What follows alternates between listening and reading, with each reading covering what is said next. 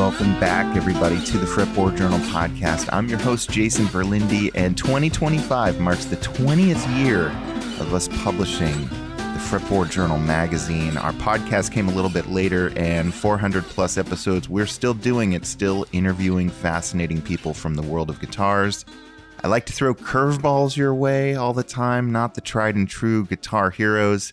Sometimes some folks who are just like me, existing on the fringes doing cool things. Today is no exception. I'm talking to Jason Walsmith, a singer-songwriter from the Midwest who has no shortage of projects on his plate. But the coolest one, and the one that I wanted to reach out about, is this gig bag that he's decided to design called Guitar Satchel, which basically will appeal to anyone out there who loves the waxed canvas, vintage heritage brand look of Filson and other companies. But it protects your guitar. And I wanted to hear how a guy who just loves guitars and plays music for a living decides to start a gig bag company. So we're talking to Jason. It's a fascinating chat. You are probably all being inundated with Black Friday, Cyber Monday, holiday sales, and all of that good stuff. I don't want to add to the digital noise, but I do want to thank you all for subscribing to the Fretboard Journal podcast. So if you use the discount code podcast when you pick up a Fretboard Journal subscription, you will get a nice discount. And if anyone out there wants to join our Patreon feed but just can't afford it, and you live and breathe guitars, you want to get the insider content that we offer there, you can shoot me a note to podcast@fretboardjournal.com, and I'll be gifting some people who want to be there but just can't afford it passes so that you can see what we've got back there. Generally speaking, I do a once a month industry State of the Union podcast. We also share some behind the scenes activities and let you know about future podcast guests so that you can submit your own questions. It's a lot of fun. I'm trying to make it a little different from the usual Patreon feed. And hopefully enough of you out there will do it because your support means the world to me and allows me to do all these great interviews. We also get support from a few brands that I want to acknowledge, including Mike and Mike's Guitar Bar here in Seattle, Washington, our friends at Peghead Nation, where you can get your first month free or $20 off an annual subscription by using the discount code FRETBOARD.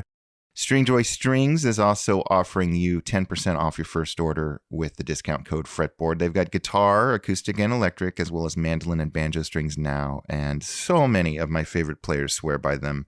Give them a try. See what you think. If anyone out there is feeling bored and wants to listen to even more, we got a new Truth About Vintage Amps podcast that just posted. And last but not least, maybe the greatest gift you could give a guitar-loving friend, registration to the Fretboard Summit. We are currently taking registration for our 2025 Fretboard Summit in Chicago, August 21st to 23rd. It is the guitar hang of all guitar hangs, and you get to meet folks like Jason, and this Jason, yours truly, as well as dozens of people from the industry, luthiers, and so many of the players you've either heard about on this podcast or read about in the Fretboard Journal magazine. It's truly a cool thing, and I love just being able to meet you all under one roof. It's super cool. So go to fretboardsummit.org to read up on that, and I hope to see you there. Space is limited. It will sell out this year, thanks to all the YouTubers who've decided to champion it. So thanks, everybody. And here is my conversation with Jason Walsmith of Guitar Satchel. I'll include a link to these things in the show notes. They're really beautiful. I have two now. Jason, well, welcome to the Fretboard Journal podcast. Thank you, Jason. This is going to be easy. We're not going to have to try to remember each other's names. Totally. I want to talk to you about this product that you have started offering the world, but I don't know a whole lot about you, but I do know you are like the epitome of the troubadour. I know we share a love for some vehicles, Land Cruisers in particular. Absolutely. Give me your background as a musician and walk me through what that looks like before we get into the other stuff. Okay, sure. I'd love to. Thank you for having me on here. I'm sort of like a late Fretboard Journal bloomer, I guess. I don't know. When I discovered you, I sort of thought, where have you been all my life? So thank you for having me on here. I started a band in 1993 in Iowa called the Nadas. And we put our first record out in 95. That's the one we don't really count. We put our first record out in 97.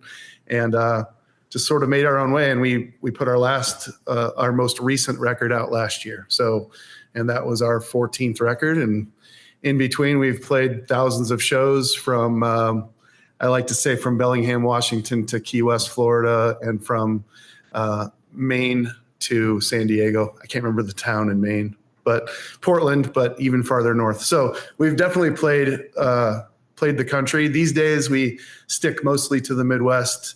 Kind of Denver to Chicago, Minneapolis to Kansas City is kind of our territory these days. But yeah, we've done it for years. Just to pause on that. So there is the band Nada Surf, but what kind of music does the Nadas play? The only thing that we have in common with Nada Surf is we share bin space in CD stores, which I've been saying that for years. I don't even know if that exists anymore for the most part. But no, we're kind of you would call us Americana. We have two. It's myself and another guy that we share songwriting and vocal duty. So we're kind of a duo with a band. And we started as an acoustic duo playing just acoustic guitars. And then as we evolved, we had more of a full production sound to our band. And but there's still definitely an acoustic foundation to what we do. A lot of harmonies. We both write, we both sing. So that's kind of our sound. We definitely call ourselves Americana these days, but that's just for lack of a better term. Sure. Sure. So 25 years with that. Yeah. So our first, we started in 93. So we actually celebrated our 30th anniversary last year with a tour and some shows. And yeah. Incredible. And then the solo career, when did that take off?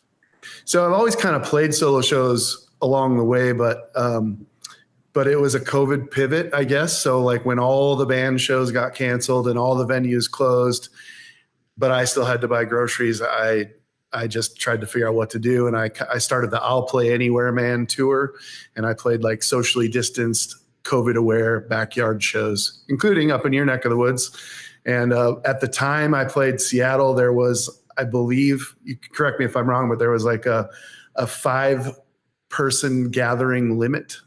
And so I played a backyard, and the hosts and their child, and then myself and my wife hit the 5-person limit. But it was sort of like a fairy tale thing.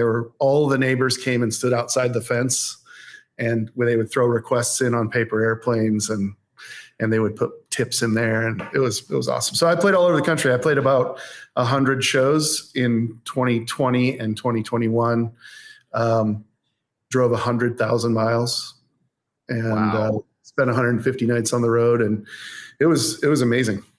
It was a kind of a renaissance. So in doing that, I wrote a solo record, and I recorded it at Fame Studios in Muscle Shoals with the kind of new generation of the Swampers, and made a record that way, put it out, did some more touring, put out a live record, did some more touring.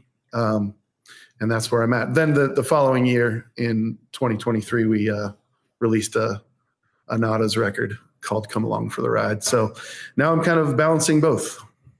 So this sounds to me like the epitome of like how to make a living on a grassroots level, making music. Is it all about an email list, or do you have a big following online, or how do people find out about these shows? I mean, obviously you've been at it for a long time. Yeah. Our email list it's pretty good, and people are active. We do what we call the weekly email, but it has waned over the years. We don't hit people with a weekly anymore, but it used to be sort of a form of our art and creativity. I mean, it was a very active list. No, we started in college in the Midwest. And so a lot of people in the Midwest moved somewhere else after college. Sure. And that built us a following over the years. It was like people would plant seeds, and then we would go play for those audiences, and they would bring all their friends.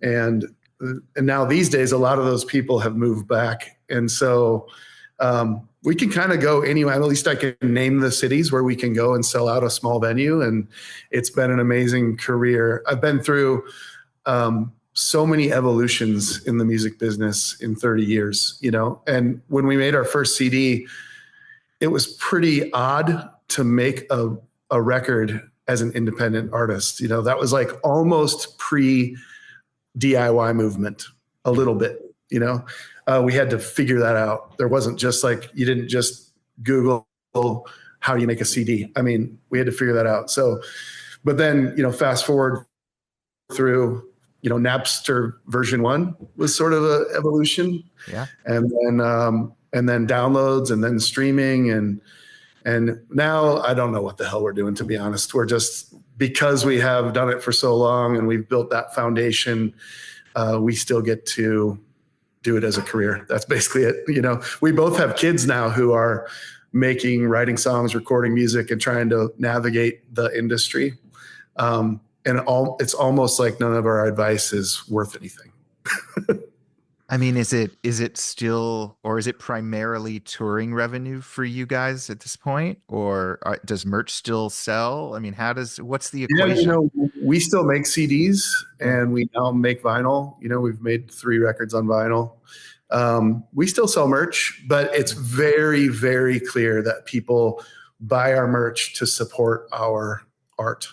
Yeah. It's not just I have to have this on CD or I won't know how to listen to it. It's more of a, like, how can we support what you're doing? So, same thing with all of our merch. And then, I think over the years, we've found all kinds of ways to like supplement tangentially to the music. Yeah. But I think everybody sort of does that, no matter how big or successful or how much money they make.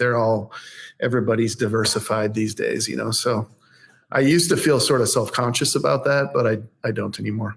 Yeah. Do you find that the sort of off the radar, for most of us, house concerts are more lucrative than the traditional, like, Americana clubs? I like to have a healthy balance of both. I mean, I think the clubs, the venues, the listening rooms, the bars, they're like so important for the ecosystem, I think. But it definitely is, it's easier to kind of make your own rules. And I think people are more generous in that other setting sometimes. So I really love playing house concerts. I'm driving to Atlanta in a couple weeks for one, a solo one. It's just 16 hours round trip. Oh my God. But I'm going to stop in Birmingham, Alabama for a show on the way with a friend. And so I don't know. I love the house concerts, but the venues are so important. They're all part of this like community, that we have. So, yeah. Was that a big during COVID?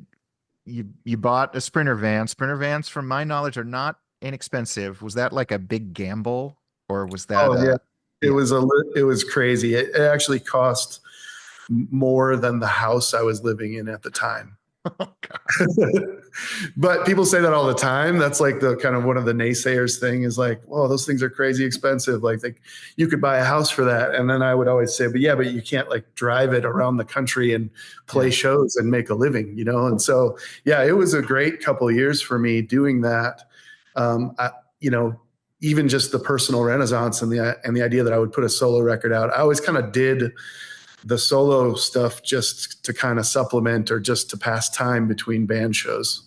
Yeah. But it was so inspiring and motivating for me to be able to do that. And so now it's sort of like I have parallel careers, Yeah. And your website, I think, calls you, is a storyteller, right? Yeah. Yep. I kind of did that pre-COVID. I started calling my solo stuff. I named myself that. I feel like it's kind of passé now, but I did that because I decided I would get into public speaking a little bit, doing like inspirational stuff for corporations. And so pre-COVID, I started to do that. Then that whole world went away too. And so I kind of put that name on there. I'm sorry if that sounds cheesy, but just to sort of manifest it for myself, I definitely like to tell stories of the songs. Some of my favorite songwriters, I like to hear those stories. So I just wanted to put it right there in the label so that people knew that's what I did, and to differentiate myself from the band, Yeah. The corporate speaking type stuff, it's like the same job. It just sort of puts a little more emphasis on the talking part, and then the music part can just be supplemental. So I had those skills already, and I thought that was a nice way to kind of work the off nights a little bit. So did it work out? Have you done many corporate gigs? No, I got so busy with the solo stuff during pandemic time that I let it go. I am now getting back into it. So I now am working on kind of a couple different presentations. I have a coach, and I'm making an effort towards that. I don't know. They're all very, they fill the same bucket with me, and I've also done photography over the years. And so I've worked a lot of these like conventions and expos and things, much like Fretboard Summit, where they have speakers. And so over the years, as I've shot these around the country, I've listened to people talk and thought, I could do that, So it's really just sort of at this stage in my life, it's an aspirational thing and something I'm getting into. But you put it out into the world. That's amazing. Yeah. When you do a solo show, how much is story? How much is cover? How much of the set is covers versus like original material? Well, it depends on whether you call my Nada's songs covers. So I play a lot of Nada songs. Sure. I play I even put a couple of covers on my solo record. So I have a Fred Eaglesmith song on there. Yeah. I have a song by my booking agent that I really like. And I have a song by a band named The Reels out of Denver, who really were only around for about a year. But I heard this song years ago, and it became part of the songs I play. So there's some covers on my solo record, but it's mostly originals, either my solo originals or Nada's originals. Mm-hmm. And then I kind of have a story for every song, but I don't necessarily make people sit through them for every song. So I really kind of feel it out. I don't use a set list. I just sort of I kind of open up the night, and I let the energy of the crowd kind of determine the direction of the show. Yeah. I feel like it's magic, and I feel like really lucky to be able to work in that magic, So that's the way I treat the stories and the songs, just whatever feels right at the moment, whatever kind of energy I'm getting from the crowd. I love it. You mentioned Fred Eaglesmith. Are there some singer-songwriters or artists that you're like, these are my people. I want to be this person. I want to emulate their energy. Oh yeah. Well, I could never emulate Fred Eaglesmith. No, it's kind of one of a kind character. I think a lot of the people I like are that way too. Like Todd Snyder's a big influence as far as his ability to just sort of ride that wave with a crowd and tell those stories. I'm an Iowa guy, so I'm a Greg Brown fan from day one, and so proud to have him be from the same state as him. But also he's another guy you couldn't emulate. One of the earlier shows I saw with him was at Rocky Mountain Folk Festival in Lyons, Colorado. And I was working backstage. I think I had a job like running the coffee bar and craft services, in the green room. And so I got to meet him, and he rolled in like 5 minutes before his set in a pickup camper, and he got out of the truck and took his waders off and, put his fly rod down and then played his set. So like that's that genuineness and authenticity, I think, is what I try to emulate, but I don't think I could, emulate those characters. All those guys are characters that I've named, I guess. Yeah, for sure. At what point did photography enter the equation? When I was 11. So okay. Going back a ways. Yeah. Kind of when I started college, I showed up with a camera and a guitar, and then I've carried them both around ever since. Okay. So yeah, no, I started shooting when I was a kid. Both my dad and my grandpa always had cameras around. And so I took a camera to college, and then immediately started kind of working in the journalism world. And they've been such great parallel careers. So much so that I know this sounds crazy, but I've said it a lot. It's just true to me is that they're almost like the same job. They just have a little different tools, but they both involve the same amount of driving, loading and unloading, wrapping cables, and they both involve this collaboration with your audience, in a way. And so I know it sounds crazy, but I kind of think of them as the same job. Are you as happy with your current quiver of gear in one facet versus the other? Like, are you always looking for new camera gear or always looking for new guitar gear? Or neither? That's a great question. I'm pretty happy with both of my quivers. Wow. But that being said, I am always looking. So I find inspiration in those objects. Yeah. And so, like, I know exactly what camera I would buy if I had that much money sitting around. I know exactly what guitar I would buy if I had that Let's hear it. What would you buy? Oh, well, okay. So camera, a few years ago, I bought a Leica Q2, a little point and shoot mirrorless camera. All my other cameras are a little bit older. They're either DSLRs or film. Yeah. But that was my first mirrorless and my first Leica, and I love it. Now I want a color one, but it's really hard to justify two Leica Q2s. They're a 28 millimeter lens. Can't it's not change. Inexpensive, no. Yeah. So anyway, that'll be my next. I would love to kind of like go all in on the Leica, but that's really it's crazy expensive. And then at the Fretboard Summit, I got to play my first full man guitar, which he's an Iowa guy, and I play mostly Bedell acoustics now because of the Iowa connection. I'm a proud Iowan and I'm loyal to my state. But I hadn't played a full man guitar before, and I wanted to buy it right then, but he said it was already spoken for. So. Wow. All right. Well, maybe at next year's summit or something. I don't know. There you go. But you know how you have those. So over in the corner, I have a 74 Martin D35, which I was born in 74. So you know how you have those like milestone almost excuses or justifications. So I bought that when I turned 40. So I would always have a guitar as old as me. Yeah. And when I was at the Fretboard for my 50th birthday, and my wife, I told her about that guitar. I sent her a picture, and she's like, you should buy it for your 50th birthday. So I had the green light and everything. I don't know if I'll have the green light on my 51st birthday. Come on, Dave. Get with the program. Sell this guy a guitar.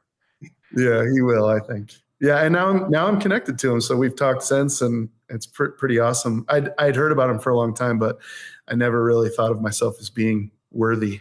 But now I do. I know Tom Bedell is from Iowa. I think of them more as a Pacific Northwest brand because of the Breedlove connection, and they're down in Bend. Yep. How did you connect with them being Iowa based? Do they have much of a presence there? Yeah, he still, until recently, had a house in Okoboji, Iowa, which is like a resort lake town. Okay. My partner in my band, the Nadas, Mike Butterworth, is from Spirit Lake, went to the same high school as Tom Bedell, different generations. But so he's always been a supporter. And when he relaunched Bedell, because he had it, he did it. Tom did it when he was in high school, like in the 60s, built guitars. When he relaunched, I think that was maybe early 2000s.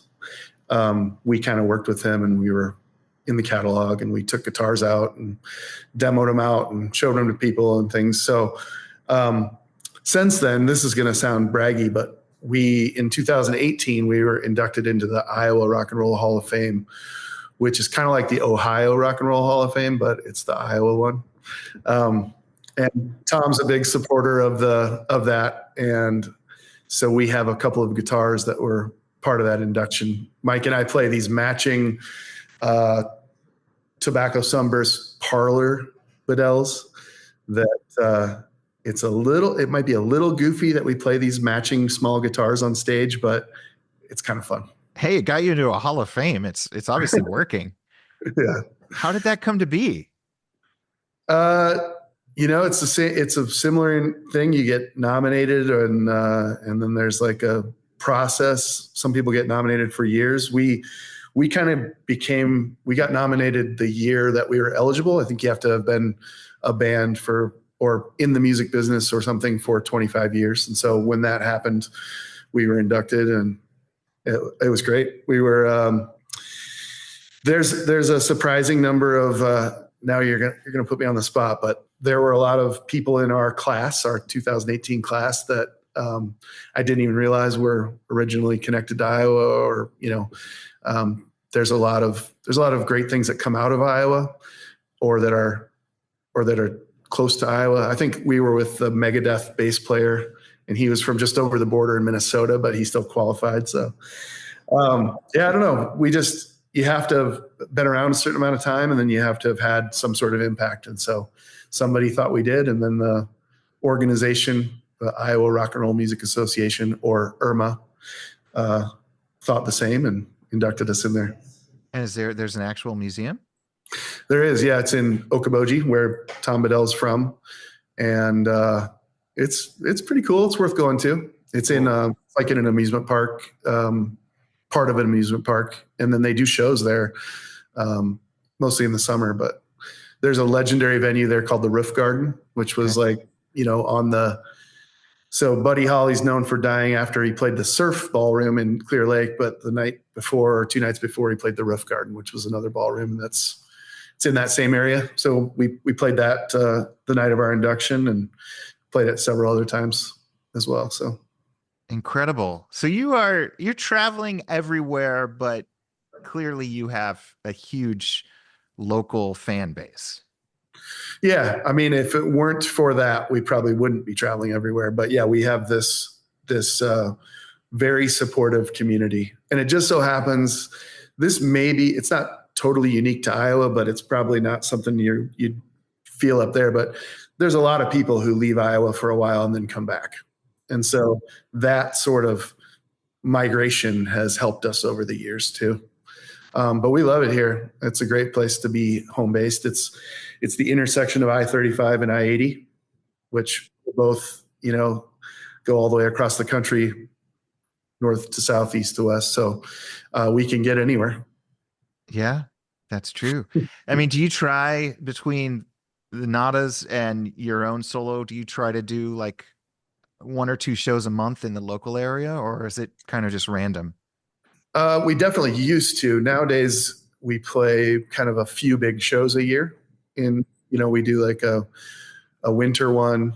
We used to have a holiday show that we did for 20 years that became pretty big, but now we just do a winter one. And then we do, a couple summer things that are bigger outdoor, usually soft ticket shows kind of things. The Iowa State Fair for people who want to, get corn dogs or fried things on a stick, and then also see rock and roll. Yeah. So that's amazing. So this is really the story of somebody who's cobbled together through ingenuity and just hustling, like for most of your adult life, like you've been a professional musician. I can't think of too many people who can say that. Have you had to have day jobs along the way, or has it been all music? Well, for me, the photography also supplemented, and they both ebb and flow. They both have seasonality. They both have like longer ebbs and flows. And so they've filled in for each other nicely over the years. Mike, my partner, started a remodeling company in like 2014, 15 or something like that. So he's got a whole nother business and career as well. But everything I've done has been related to those two things. And like I said, I kind of almost consider them one, and they're so interwoven for me that, what I can say is that I have made my livelihood for this 30-year career with my art. That's incredible. That's really admirable. And I guess the main reason we're talking is because your latest side hustle, I got to see this up close, the guitar Satchel, and I want to hear all about the origin story of this thing. Yeah, I appreciate that. And it is kind of a side hustle. It's really me just trying to solve a need. Like all these years, I've looked for a guitar case that was exactly what I was looking for, and I just couldn't find one. And I've had them all. I don't need to name brands, but I've had all the brands of gig bags and soft cases. I've had all the flight cases and all the hard shell cases, and so there's definitely a time for waterproof, crush proof, throw it off of a bridge sort of guitar case. There's also a time for throw it on your shoulder whenever you're leaving, lighter weight, less structure, lower profile, sort of casual bag or case to carry a guitar. And so I, over the years, kind of found that I always wanted to have one guitar at least in a soft case. And I tried to find something that fit that need, that felt good to carry and had the right aesthetic. And I just couldn't find it. So eventually I decided to make it. So I worked on it for a few years, the design, the manufacturing, and then launched it. And I'm really happy with it. Being a touring, often like really, really touring musician, living sometimes out of his car, were there things that you wanted in this gig bag besides the just aesthetics, which we'll get into, that you just didn't find anywhere else? Yeah, I mean, I wanted something that was a little more low profile and a little less structured. I've had gig bags that are really, really padded, really big, really heavy, and sort of hard to fit in places. And I just didn't feel like I needed that for the most part. I wanted something that was a little more casual in its design. Yeah. And so there's that. It felt like I was always breaking zippers, and so I solved that problem. I made, that decision we always have to make when we fly with a guitar. I've flown with the guitar every way you can think of. I've even shipped them instead of flying with them.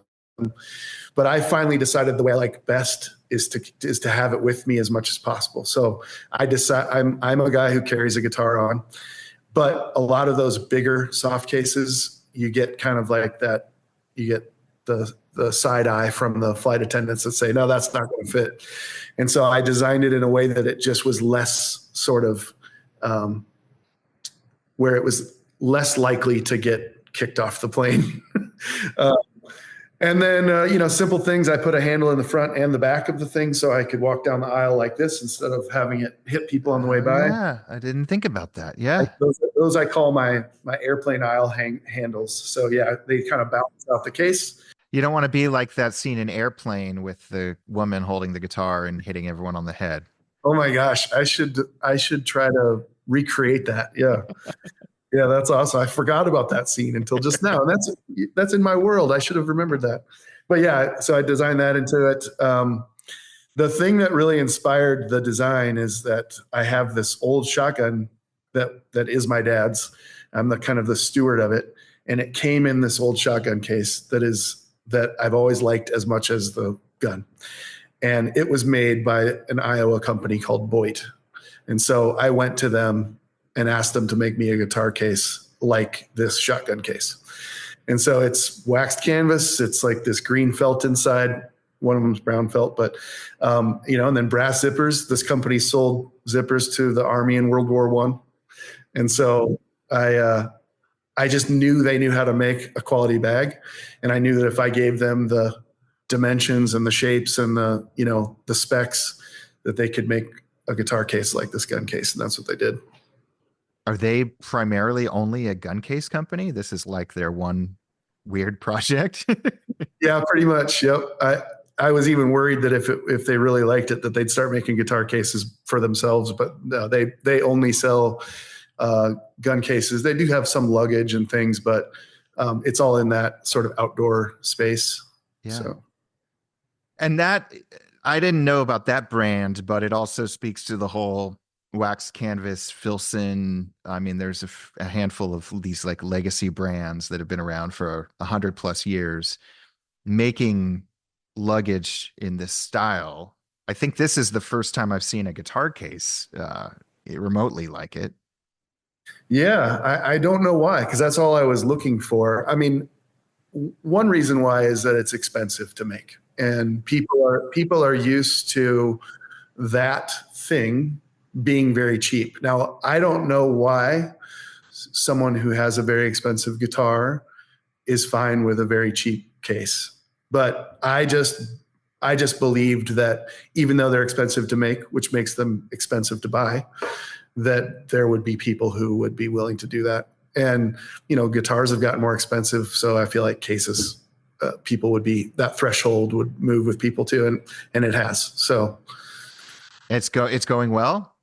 it's going well. Yeah. I mean, I'm a one-man operation. And I think the biggest challenge in this time when there's just so much noise and content and, things for people to look at, the hardest part is just getting it in front of people. I appreciate you sharing your audience because I think that is the right audience. Yeah, of course. But I think that's the hardest part. I have a great partner in manufacturing. I have a great partner in fulfillment. And so I have the pieces of the puzzle in place now. Now I just need to get the word out. Yeah. And you've got 2 acoustic sizes and then 2 colors, right? Correct. Yep. I have a parlor size, which fits a lot of small bodied guitars. I was surprised. It's not like I had a library of guitars when I designed these sizes. I was surprised to find out how many small body guitars actually have, it's 40 inches on the parlor size, and a lot of small body guitars are longer than that. So, but the good news is because it's like this unstructured sort of satchel, a small body guitar fits in the dreadnought case too. And I have a dreadnought size, which fits pretty much every standard size guitar. And then this parlor size. I'm working on a jumbo. I'll probably eventually make all of them a tiny bit bigger to accommodate differently. And I just had a meeting before this today. We're talking about an electric. So I was going to say, we need a Telecaster case at some point. Yes. Although I carry my Telecaster in my parlor case. Okay. So it depends on whether you want it to be like this perfect fit, like a glove, every square inch of space is taken up in the case, or if like other bags, you're okay putting something in a bag and carrying it. So I encourage you to, I encourage you to try out a Tele in a parlor size. Okay. Yeah. I have one over here. I'll get on that. All right. I mean, it's a brilliant idea because, like in this one right now, I've got our Waterloo, just tried it out. And even if it's a new guitar, most guitars are traditional in look and shape, but most gig bags tend to look futuristic and black and shiny. And I know that there's a reason for some of that, but there's sometimes a disconnect there. Mm-hmm.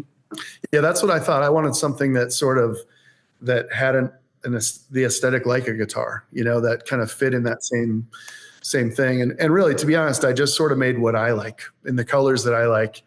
But that's what I learned a long time ago in music. If for the first few years, I was trying to figure out what other people liked. And then when the moment I realized I could just make what I like or what I think sounds good or what I want to put out into the world, there's enough people that are going to like that too. That's just the way I approached this case as well. Totally.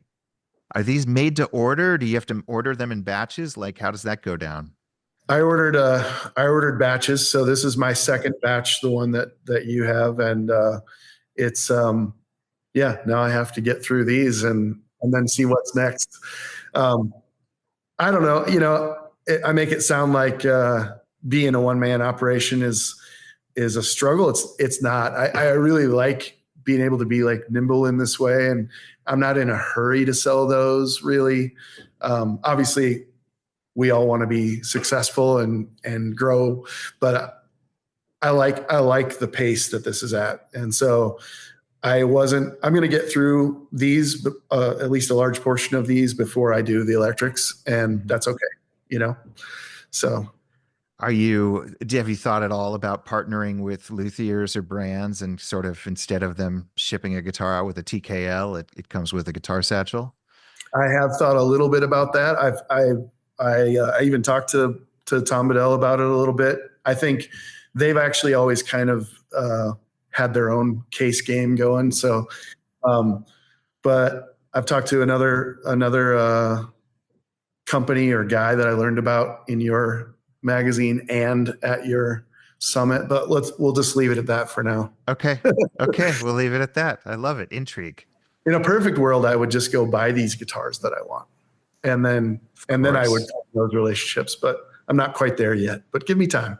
I'll get there. Yeah. Well, what else is on the horizon for you? You've always it seems like you got a lot of pots on the fire. Yeah, I hope that doesn't come off as being like too distracting. For me, they just all it's just like this they just are woven together so nicely, and they all go together. And I feel like really um, fortunate and appreciative that I've been able to have this life, that I get to make the music I want. I get to like do these cool photo projects, and now I get to have this product. But it's actually time to write again. It's time to write another record and kind of get back out there and play some more music. So the Nadas record came out a year ago. So it's still, we would still call that new, although these days, the lifespan is much, much shorter. So it would be time to do another Nadas record, but I think I'm going to do a solo one first, and then get out there with the Nadas. So One of the recurring themes, I think, of 2024, at least on the Fretboard Journal podcast, has been these sort of like songwriting prompts and these songwriting. Are you at all part of one of these like email lists where somebody sends out a prompt and then you got to write a song in the next week? I was a part of a group for a while. It's actually the way I wrote that solo record. So they weren't prompts so much. There were no prompts actually. So similar to what you're talking about, I know Steve Poltz and Bob Schneider have one of those I've had for a long time. This one was not a prompt, but we weekly brought a song to the group, and then the group got to tear it apart. And it was very effective for me. I got kicked out of it because I missed a week or something. That's what I hear. These rules are very strict. You can't get sick. I had a record. Yeah. So I definitely do it. And, I have a good friend, Chad Elliott from Iowa, that is a prolific writer. He writes a song a day. He's so disciplined, and he puts out, at least a record a year. I am not that. And part of having all these things I'm juggling means I compartmentalize a little bit. And so I kind of like get into writing mode. I wrote yesterday with another Iowa songwriter that has a Nashville group. And so we're kind of experimenting to see how we work together. So I wrote yesterday, but prior to that, I hadn't written for a while, but I'm getting into that mode again, which also coincides with the doldrums of the winter, like when you're inside more and it's harder to travel and things like that. So I'm gearing up. I have I don't know, this is going to sound a little self-promoting, but I have a Substack called The Raconturists, which is also like our Instagram and YouTube for our van travel life, but where I just write about songs, write a little bit about travels and other experiences, but I mostly just break down my songs in the Substack. And it itself, in doing it, is making me want to write more. So, once you like crack the seal, I bet it's the same for you with the magazine. Sure. Once you stare enough at a blank page, something's gonna come out there. So I'm in that mode again. And does the Substack bring in some money? Not yet. No. For some of my friends, I'm in this. It's a really interesting group called the Iowa Writers Collaborative on Substack, and so I feel very fortunate to be in that sort of grouping of writers. I mean, there's amazing, accomplished, successful people in there that are Pulitzer winners and things like that. I'm just the guy who writes about songs, so it's less important than what a lot of those other people are writing about. But those guys and girls are, some of them have a lot of support through there, which is amazing. Like, it's changing journalism in a way. Yeah. I'm not one of those yet, but we'll see. I know it's all about how much I put into it. And if I worked it more like I would work a record, I would probably gain some more fans on there. I think I have about 80 subscribers. Okay. So, yeah, I mean, Iowa's always fostered great writers. I feel like also when you live in a smaller region, there's this tendency to move to the coasts or move to Nashville or try to make it big. Do you feel like your existence, like you need to be in Iowa and that you can thank Iowa for how you're able to cobble this all together? Yeah, I mean, only because of that choice really early on. But yeah, it is definitely part of my identity and the foundation and really inspiration for what we do and what I do. I think Iowa is very important to that nowadays, but there definitely were those times early on when we had to decide, like, do we move to Los Angeles? A lot of friends moved to Los Angeles. Do we move to Nashville? Had those options, and we just decided to stay here. Yeah. And it's definitely part of my core being now. So cool. Jason, I'm in awe of all your projects and your music and your case. So thank you for sharing all those. I think we're going to hire you as a photographer in 2025 as well for the magazine. Yeah, thanks for sharing your story. Thank you for inviting me to do so, and I'm really appreciating getting to know you and your magazine. And my son and I came to the summit last year, and it was really inspirational and just such a cool place to be with. I mean, got to meet Colin Hay. I have a great picture of my son and Colin Hay, but my son didn't really know who he was, which made me feel like I failed as a parent, I'll send you that picture because it's funny. They're standing together, but my son is oblivious. But having Colin Hay, who's a huge inspiration and has such an amazing career, but such a humble guy and such a nice guy to be around, was amazing. And then I learned about people that I didn't even know about, like Nathan Graham was someone I hadn't heard of, and now I'm following every move. I'm going to see him next week here in Des Moines. And Blake Mills and Joe Henry are people I didn't know about, but obviously knew their work, like from all the records they've been on and that they've produced and things. So such a great experience. I'm so glad to have discovered it. Yeah. Well, thank you. I didn't see you. Were you carrying a guitar satchel around, and were people stopping you asking about it? Yeah, I was. And yes, they were. But there's a lot of people there. There's a lot of hustle and stuff going on. So I utilized your guitar check room a few times as well. So I just carried it when I could. And you mentioned your Substack, but if folks want to check out these cases, what is the website for that? GuitarSatchel.com. Okay, perfect. If you Google Guitar Satchel, you just get the guitar player named Satchel. Okay. Oh, this is like the Nada Surf Nadas thing. It's all over again. Yeah, but it's there. It's there, a couple pages in. But GuitarSatchel.com, yeah. And my solo stuff I haven't really updated for a while because I update it, with a record, but it's JasonWalsmithStoryteller.com. So I appreciate the airtime, man. Love it. Thanks so much. Thank you. All right, that was my conversation with Jason Walsmith. I hope you enjoyed it. As always, keep the feedback coming. Leave us a review over on Apple Podcasts, or just shoot me a note to podcast@fretboardjournal.com. We'll have a new episode next week, everybody.